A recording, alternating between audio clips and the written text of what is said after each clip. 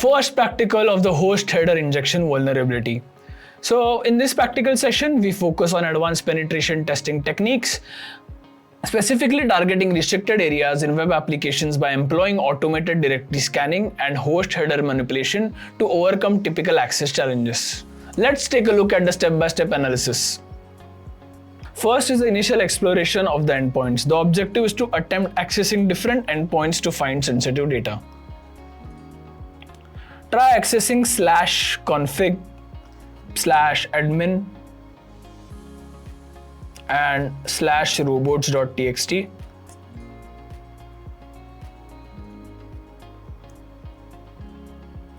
Note that the errors returned, especially URL not found or 403 access denied for the /admin.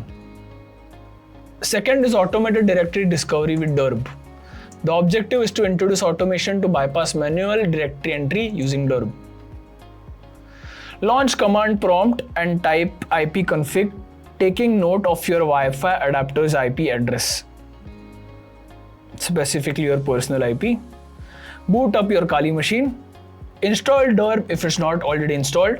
Run DERB followed by the URL as shown on the screen. For live and test websites, you can use the following command and DERB starts doing its work.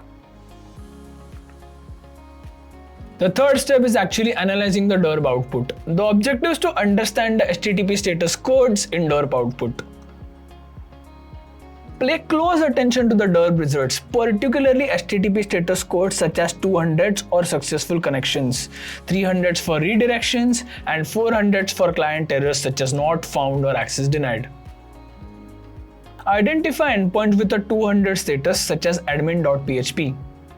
The fourth step is to access attempt to discovered endpoint. So the objective is to test access to a potentially vulnerable endpoint.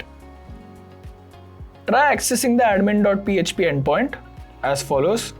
Note if the access is denied by the application. Fifth is the host header injection attempt. So the aim is to successfully execute host header injection to gain unauthorized actions and demonstrate its process for educational purposes.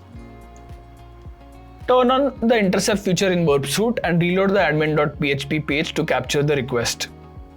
Click forward once to dismiss any non-essential requests. In a typical scenario with a live website, example.com, the host name in the host header might be something like example.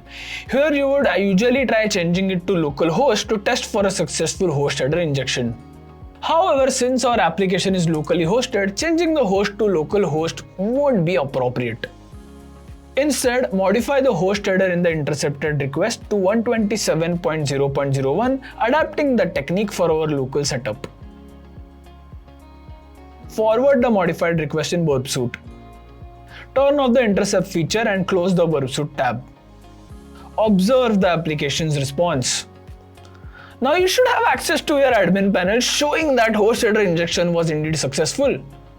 The sixth step is password reset and verification. The objective is to utilize the admin panel to reset a user's password. Reset the password of aaron@gmail.com to test. Confirm the successful password reset prompt. Navigate to the web application's home page, access the login portal and log in as aaron@gmail.com with the password test. Verify successful logging by accessing Aaron's user profile. Next, move on to the second practical of the host header injection vulnerability. So this is the step-by-step guide to host header injection and cache poisoning. So first thing is the initial access attempt.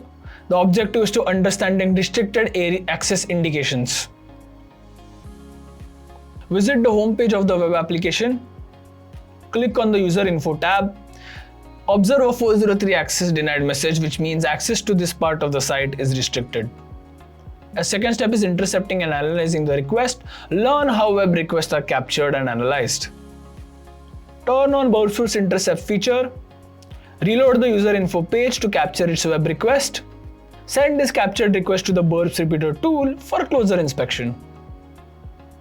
Third step is exploring cache behavior with the Xcache header. Understand the role of caching in web responses. Resend the request and examine the response. Notice an Xcache header set to miss, signaling that the response wasn't stored in nor retrieved from a cache. Fourth step is cache poisoning via host header and the $CB parameter. Demonstrate how cache behavior can be manipulated.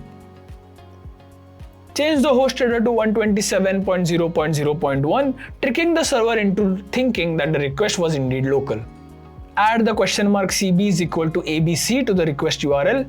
This cache busting parameter is normally used to prevent responses from being served from the cache, but here we'll be using it to test if our altered request gets cached. Send this modified request and observe that the xcache header now says hit, indicating our request was served from the cache, proving our cache poisoning attempt was indeed successful. Fifth step is testing for XSS with script injection. So attempt a basic cross-site scripting attack. Change the value of the CB parameter to script alert script payload, which is a test script again. Send a request and look for a 200 OK response. If you go to the render tab, you may check the tables that are being displayed in front of you. Next, turn intercept off. Turn it back on and intercept the request by refreshing the web page and follow similar steps that we actually did before. Forward the request to see if an XSS alert pops up, confirming that the script was indeed executed, which indicates a successful XSS attack. Observe that the host header injection incident led to the unintended disclosure of user IDs, presenting a significant security risk.